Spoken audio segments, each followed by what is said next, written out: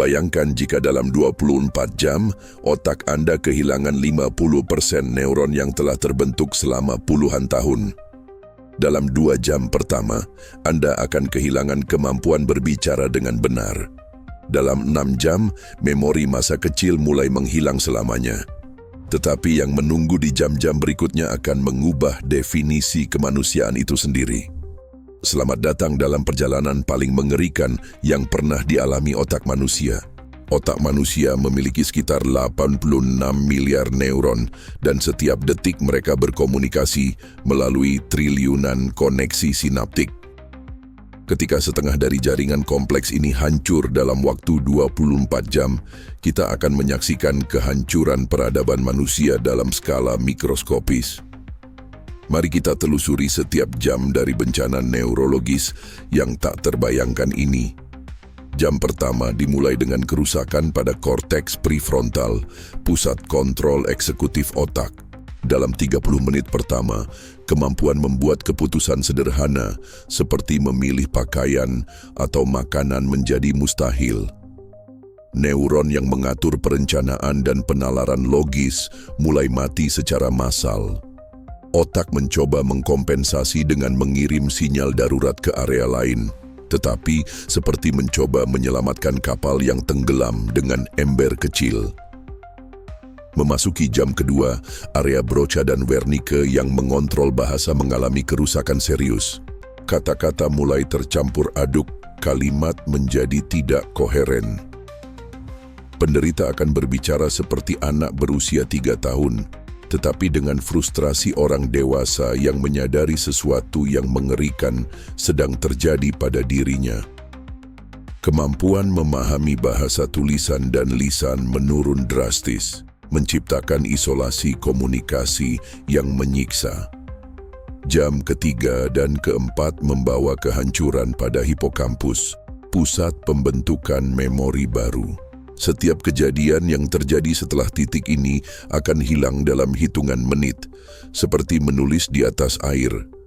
Yang lebih tragis, memori lama mulai terkikis secara acak.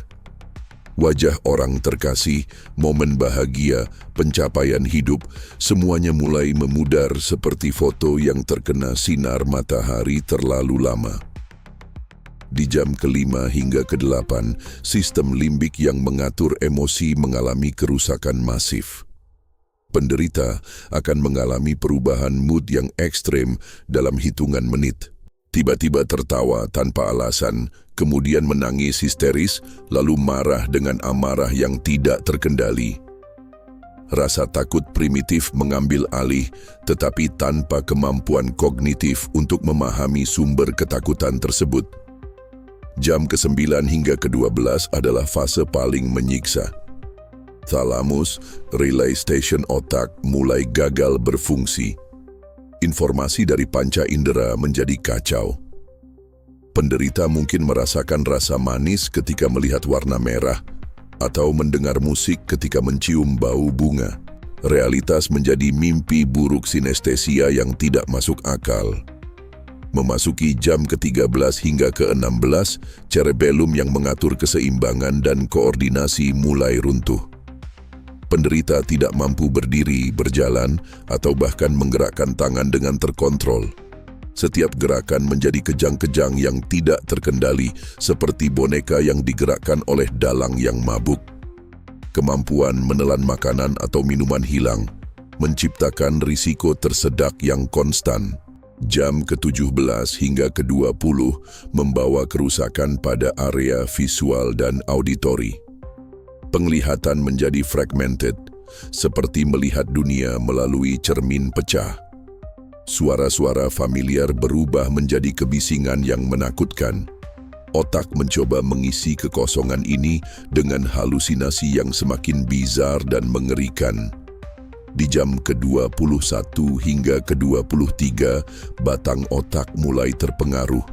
Ini adalah wilayah yang mengontrol fungsi vital seperti pernapasan dan detak jantung. Napas menjadi tidak teratur, kadang berhenti selama beberapa detik sebelum kembali dengan terengah-engah.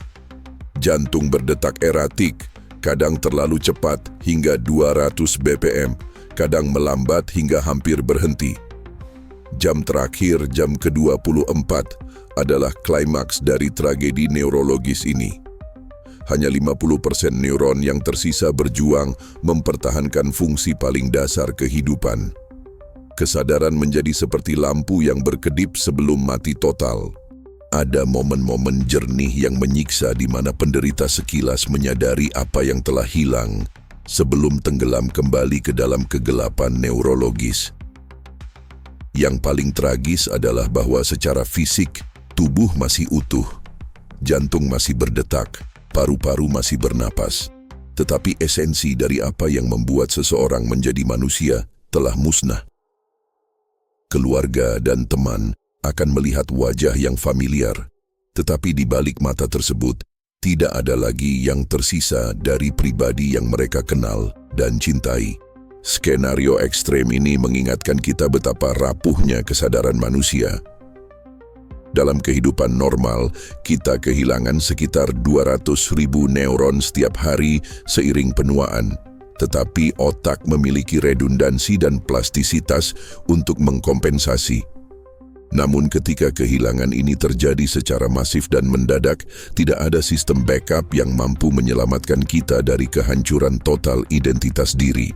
Jika kalian terpesona dengan misteri otak manusia yang kompleks ini, jangan lupa like, subscribe, dan aktifkan lonceng notifikasi.